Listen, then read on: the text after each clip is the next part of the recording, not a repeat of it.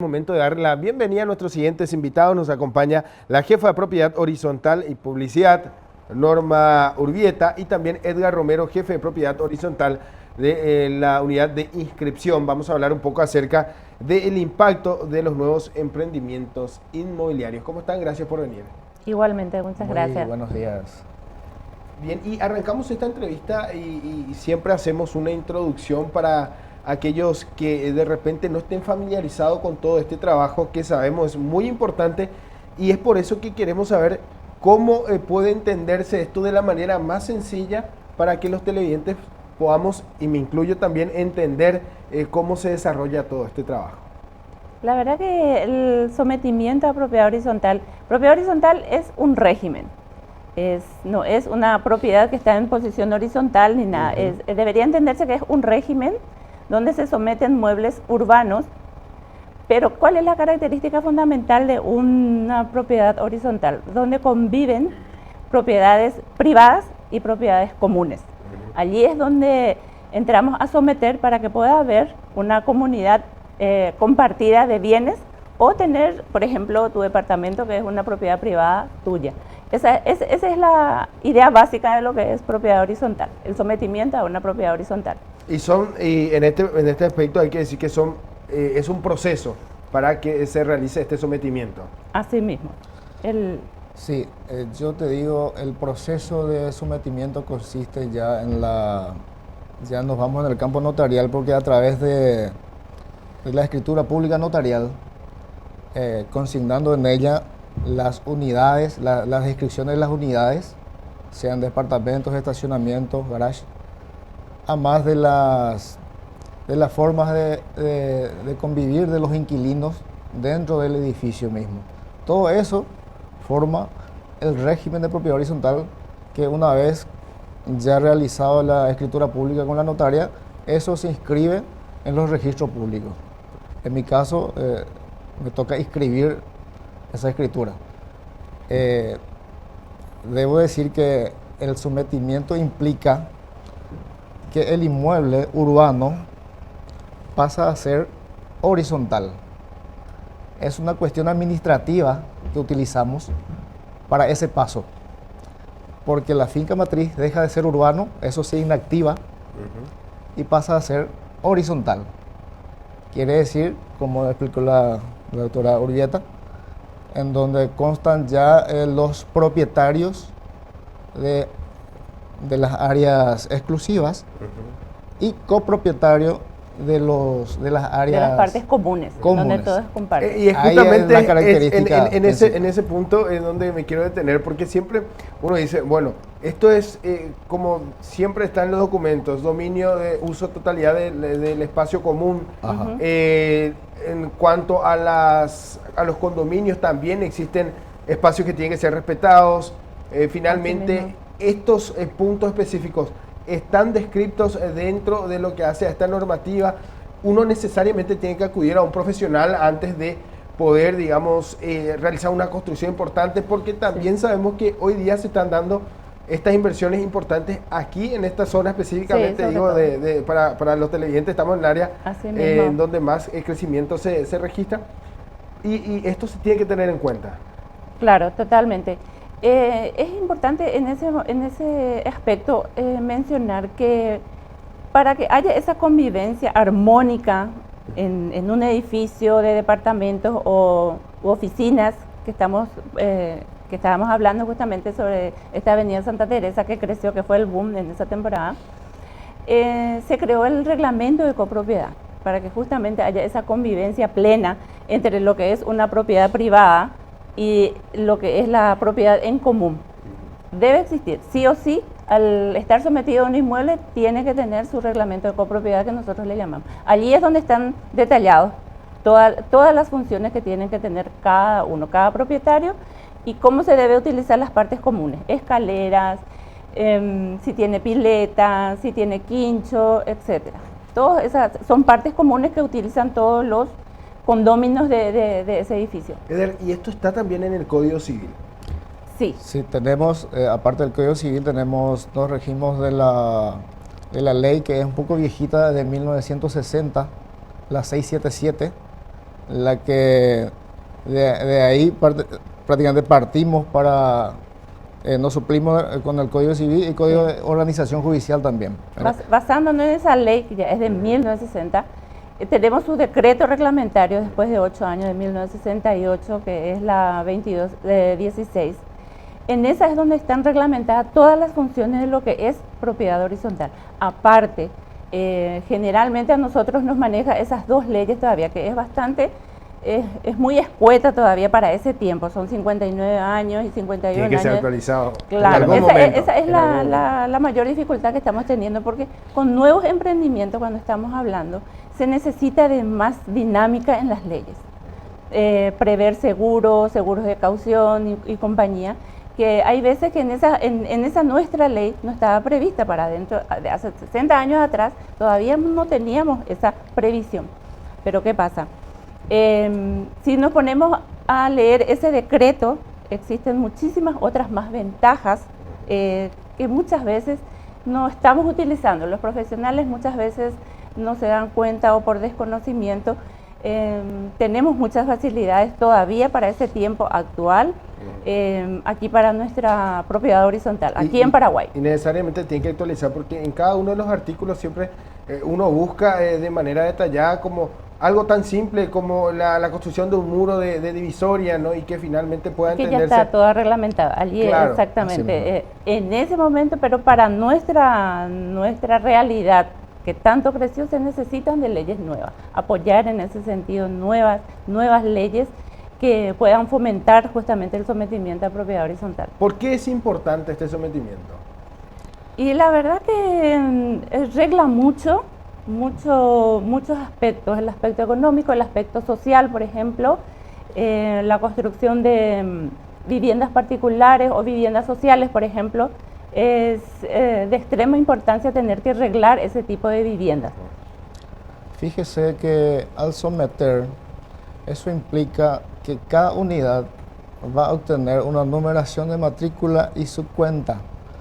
¿Qué quiere decir eso? Que una unidad es un inmueble que podemos transferirlo cuando querramos, indistintamente a que pertenezcamos dentro de lo que es el edificio en sí, ¿verdad?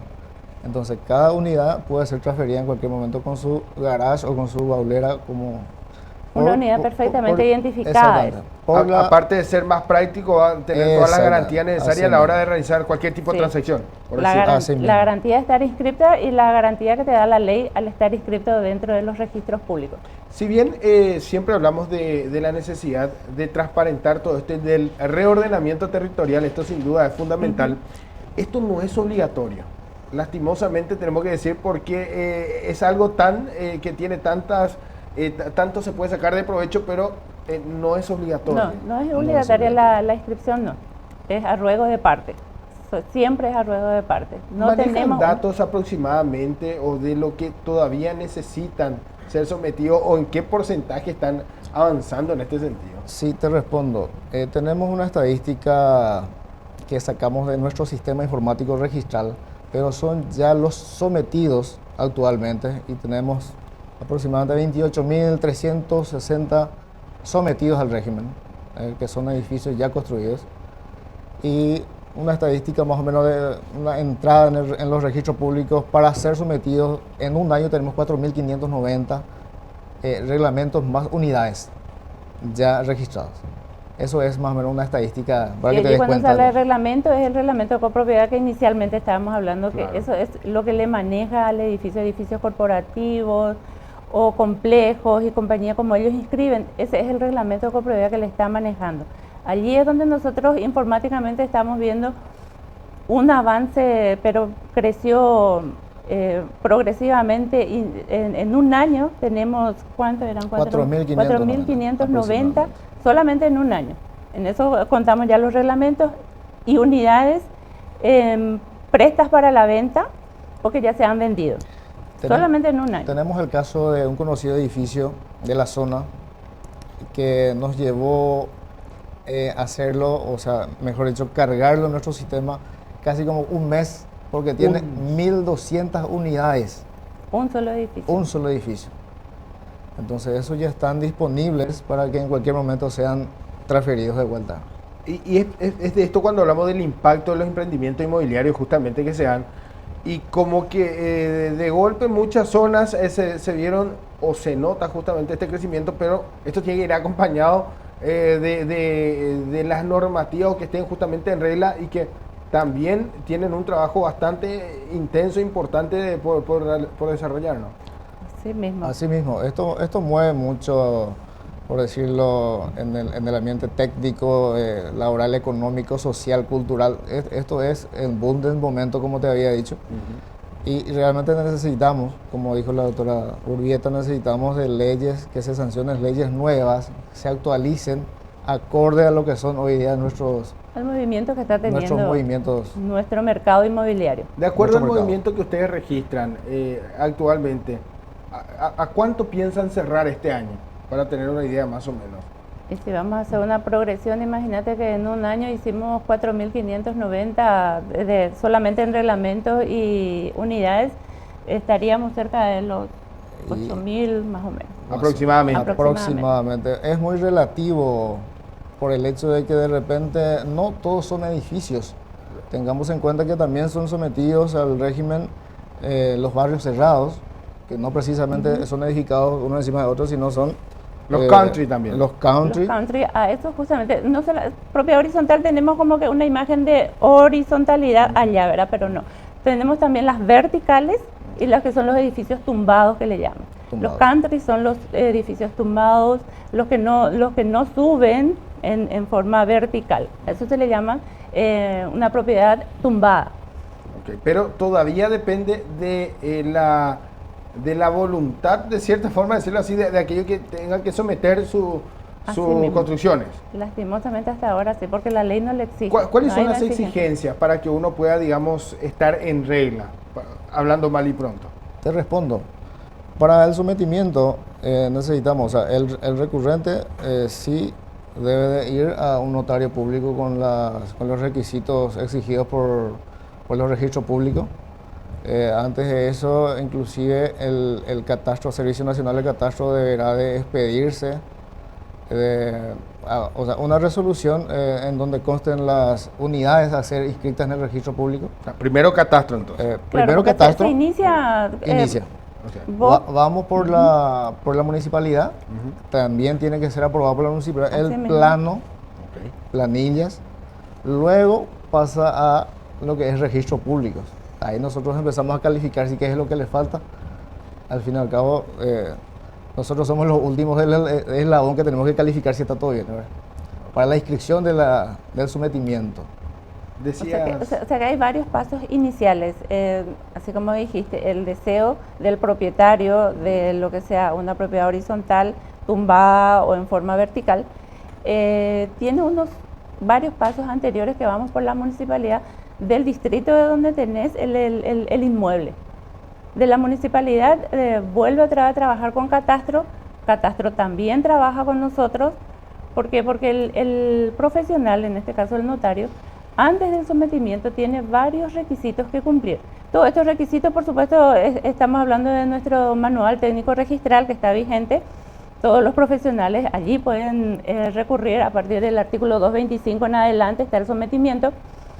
Pero el inicial de todo es trabajar con el municipio del distrito que le corresponde, trabaja con Catastro, Catastro y los profesionales solicitan certificados de condición de dominio, se llama, donde están viendo en qué forma se encuentra quién es el propietario, si tiene medidas cautelares, si tiene derechos reales, esa unidad que ellos están queriendo someter. Son requisitos sí o sí que son preescriturarios que le llamamos. ¿Son las mismas reglas para las construcciones que van a desarrollarse para aquellos proyectos como para los que ya están? Los mismos, no hay ninguna diferencia. ¿Tiene un costo importante esto? Tengo entendido que sí, nosotros la parte notarial no manejamos el costo, ¿verdad? Okay. Pero sí tiene una incidencia. ¿El registro público no tiene ningún costo?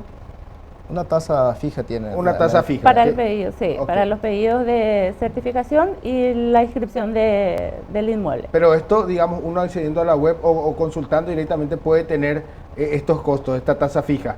¿Por qué pregunto esto? Porque muchas veces son los gestores que llevan a cabo estos, por desconocimiento justamente de muchos, entonces para evitar justamente ese cobro indebido.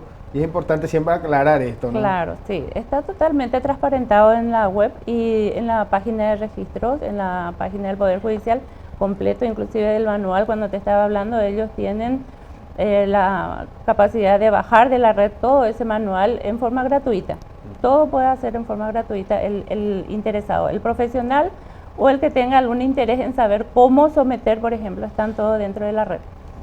Y si tiene algún interés también tenemos en registros, está nuestra sala de informaciones, están las consultoras, compañías, y igual el profesional igual se acerca para conocer cuáles son los requerimientos. Así mismo. Finalmente el recorrido termina en registro público. Sí, mientras no esté en registro público es una deuda pendiente. Así mismo es. Eso es cierto. En lo que hace al ordenamiento territorial, y vuelvo a esto, sin duda esto tiene un fin multidisciplinario y también genera beneficios para toda la comunidad, porque hablando de ordenamiento también hablamos del avalúo, del impuesto, así hablamos mismo de datos concretos con lo que hoy día se puede contar para desarrollar programas de desarrollo, ¿no? De hecho que son requisitos fundamentales para el registro público, el pago del impuesto al día, antes que nada. Acá en el área de la doctora Urbieta, la expedición del certificado que habilita a esa finca matriz, ver las condiciones primeramente antes de ser sometidos al régimen, ¿verdad? Todos esos son requisitos fundamentales, el pago de tributos, el avalúo del inmueble, todo eso te proporciona con catastro, por eso esa unidad que se tiene que tener con varias instituciones públicas, tanto con la municipalidad, catastro, registro, debe existir siempre, porque todos perseguimos ese mismo fin, el ordenamiento territorial, ya sea de muebles urbanos, o en este caso como estamos hablando de propiedad horizontal. Ahora, aprovechando su presencia, Catastro celebró el primer año de lo que es el sistema de expediente electrónico. Sabemos que a partir de esto se dieron cambios importantes. ¿Cuál es la percepción que tienen a partir de este trabajo en conjunto? En la parte electrónica. En la parte del trabajo, pues siempre se busca que sea práctico y finalmente genere beneficio a la ciudadanía. Sabemos que anteriormente, bueno, uno está en desconocimiento de lo que podía otorgar el registro público, por otra parte Catastro, ahora están trabajando de manera conjunta. En este primer año sí pueden hacer como una evaluación. Sí, innovando así de esta manera y apostando a lo que es la tecnología, evidentemente siempre es más práctico para el notario, que desde la oficina puede hacer la impresión de los certificados catastrales que nosotros recibimos para la anexión o el glose en el asiento registral de ellos. Ahora bien, el impacto, yo creo que habríamos de preguntarle a ellos por la practicidad, el tiempo que conlleva hacer eso, porque ellos, tengo entendido que tienen que sí o sí ir en el Servicio Nacional de Catastro a retirar eso. Yo creo que ahora es mucho más práctico. Es mucho más práctico. En cuestión de practicidad tenemos entendido que a ellos les facilitó grandemente, es mucho más rápido ahora. Bien, de esta manera entonces nosotros tenemos que hacer el cierre, lastimosamente nos quedamos sin tiempo, pero también hacemos extensiva la invitación. Saludamos también a los compañeros que sabemos que siempre están pendientes de este espacio y sin duda también, reitero esto, hacemos la invitación para dar seguimiento a este y otros temas, porque entendemos también del trabajo que significa poner en orden la casa y sin duda también lo que representa esto en cuanto al compromiso de estar al día con todos los documentos que se exigen, ¿no? Sí, así mismo, pero inmensamente agradecidos nosotros por el espacio. Son temas muy puntuales y muy grandiosos de tratar. Son, por decirte, solamente los emprendimientos inmobiliarios, tratar de nuestras leyes y compañías, son muchísimos temas. Por supuesto que en un programa así podemos ampliar, pero en varias etapas. Por eso sería interesante hacer una continuidad de los temas. Muchísimas gracias, Edward. Muchas gracias por la invitación.